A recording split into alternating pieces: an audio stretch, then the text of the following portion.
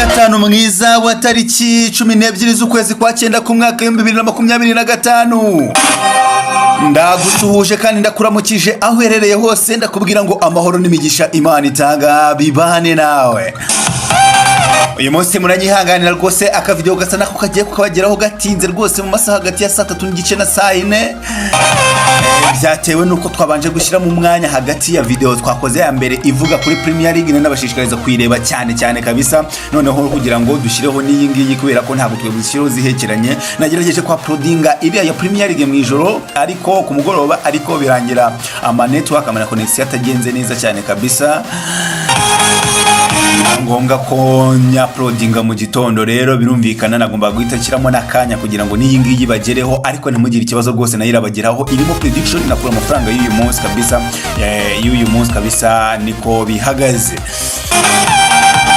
Nibyo ngibyo rero ntago ndi bubatindire ko kandi n'ubundi nanatinze mu masaha, ntago ndi babwira ibintu byinshi, cyakoze ndi bubabwire ku bijyanye na groupe ya VIP.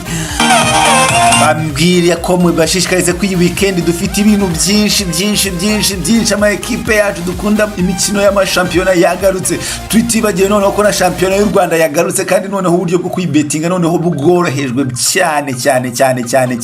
Ibyo bintu ukeneye kubimenya twandikiye kuri nimero yacu utubaza tse kujya muri groupe ya VIP bisaba iki kubetinga shampiyona y'u Rwanda, bisaba iki? Turimo turafasha abantu benshi cyane kabisa. Ngwino niba ufite amafaranga make yangu ino utwandikire utubaza tse birasaba amafaranga ndabagurira kofi yangahe kugira ngo nkurane namwe yaba kuri shampiyona y'u Rwanda, yaba ku ma connect score, yaba kuri groupe ya VIP n'ibindi bintu byinshi cyane kabisa. Wowe twandikire wiinforme kabisa tuguhereza amakuru maze ubundi ibintu bigende neza 5 kuri 5. Nimero twandikiraho ni 0794448632 ndumva ntahihabanye niyo ngiyo uri kubona muri screen yawe.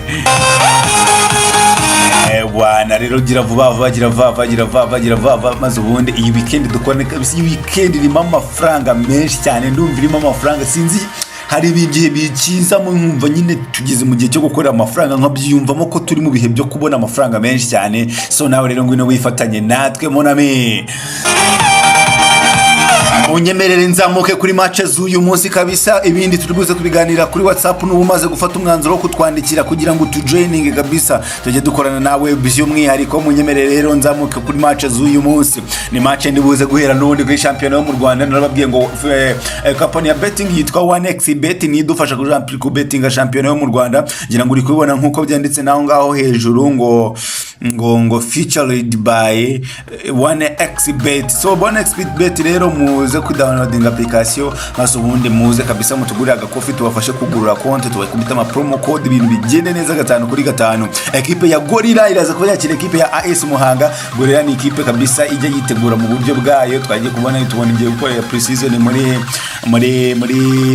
muri Uganda. Gorilla rwose nta gakipe kajya kitegura neza kahaje mudaheranwa kabisa, kaba kameze neza cyane. Ariko uyu munsi barakira AS Muhanga izamutse mu cyiciro cya mbere mu mwaka, n'ubundi turaza kubona ko match iri burangira ari match Gorilla to win, ni win ya Gorilla kabisa. Hanyuma mu gihugu sa Saudi Arabia bayita Saudi Pro League Al-Ittifaq iraza kuba ikina na Al-Ahli irakomeye cyane kabisa, nubwo Al-Ittifaq nayo ijya kunda kwihagarara ikakunda kuyigora, ariko Al-Ahli ya Ivan Toney ya Riyad Mahrez ya Frankesi ya Edouard Mendy wana na equipe rwose yagakombye kubitsinda. Ndaza kugusaba Al-Ahli kuza kuba ibona Eva yari mangana n'igice gozi bitego 2 muri uyu mukino. Hanyuma mu gihugu cya Maroc equipe ya Olympique Gira iribuze kuba izamutse mu cyiciro cya mbere muri uno mwaka. Uyu munsi wa mbere bagiye gukina wa championnat ngaho muri Maroc. Iraza kuba kina n'ikipe champion kabisa AS Berkane kabisa, Berkane.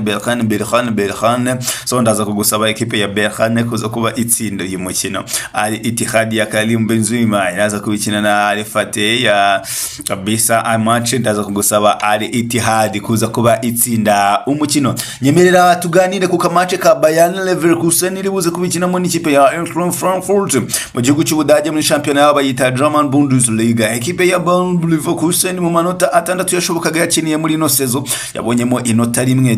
byayiviriyemo no guhita yirukana umutoza wabo nyuma y'imikino ibiri. Turatungurwa twese kabisa ukuntu ikipe yirukana umutoza mu mikino ibiri yonyine, ariko Bayer Leverkusen ni ikipe yari imigaragaza indege nkeya yaba mu rugo nangwa no hanze, aho yagiye rwose ikagenda ikajya kunganya no dukipe turi aho ngaho tugwirirana kabisa, ugasanga ngo bitatu kuri bitatu, wasanga rwose ikipe ntago yagiye yitwara neza 5-5. Umutoza Ten Hag rero bahise bamwirukana, nari namubabwiyeho nababwiye ni rwose ikipe ifite umutoza w'umuhwere kuyigura gutsinda muri no season, ibintu bizajya bibagora, ni ibintu muzajya mwifatiramo icyemezo. So bagiye gukina na Frankfurt rero yo irimo irigurukira cyane, kuko muri iyo mikino ibiri yo yinjije ibitego 7 yinjizwa 2, mu gihe Leverkusen muri iyo mikino ibiri yinjizwa ibitego 5 yinjiza ibitego 4. Birumvikana ko yabonye byibuza mu mukino wayo habonetsemo impuzandengo Predo habonetsemo toto y'ibitego 9 mu mikino ibiri, urumva ni impuzandengo y'ibitego 4 n'igice, mu gihe ku ruhande rwa Frankfurt naho nuko ni ibitego 9 mu mikino ibiri, bivuze ngo ni ibitego 4 n'igice.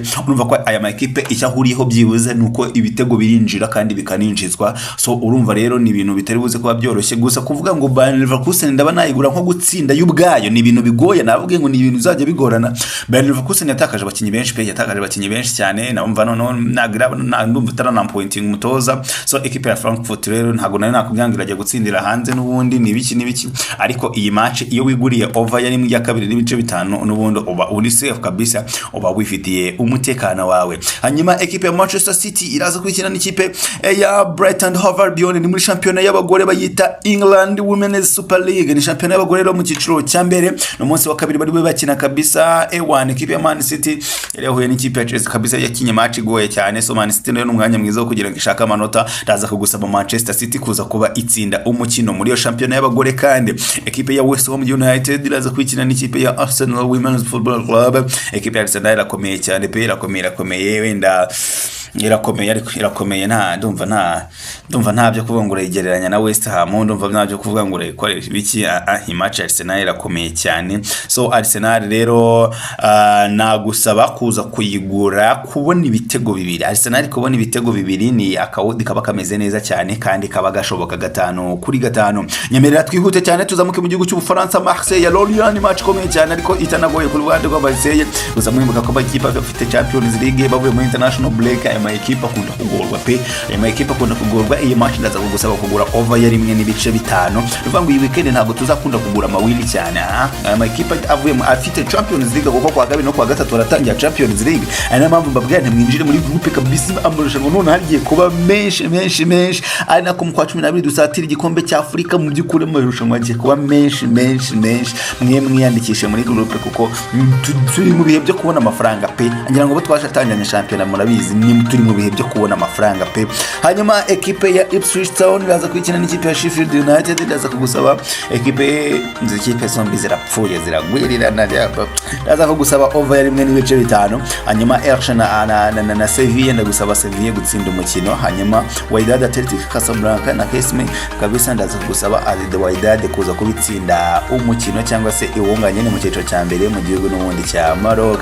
Ndagukunda cyane ko nawe wahisemo kudukunda. Cyakoze 0794788632 iyo nimero twandikiraho niba ushaka kujoininga group ya VIP cyangwa se kutubaza ibijyanye na championnat y'u Rwanda uburyo ikorwa, cyangwa se kubijyanye na collect score ikorwa ku munsi wo kuwa gatandatu, cyangwa se n'ibindi byinshi mu by'ukuri twandikire vuba uze uri serious kabisa, utari umuntu uje kuvuga ngo amageragezwa zisinya abantu ngaha. Amageragezwa niba yashaka ngo ipari yo kugerageza ujuza hano ufate brandalize ndagukoreye, ufate equipe 2 cyangwa 3 ugende ukora ipari urebe kutarya. Ariko niba ushaka ko tuzajya tugufasha kabisa 100% ipari nyinshi zifite amahirwe 100% yo kurya ibintu byinshi wowe uraza gufata umwanzuro utwandikire kabisa, kandi ukoresha ushoboye wa gatanu urangire winjiye, kubera ko weekend ntago nshaka ko muri buze gucikana kugenda mpaka kugeza ku munsi wo kugeza. Ntago tuzongera kuruhuka ubundi, ntago tuzongera kuruhuka narabibabwiye. So reka mbasezereho rero, mbashishikarize n'ubundi gukomeza kureba ubusesenguzi nabakoreye kuri Premier League. Nizereye ko muri mu myandikire mu bitekerezo kabisa. Ewana Imana barinde. Ciao mes amis.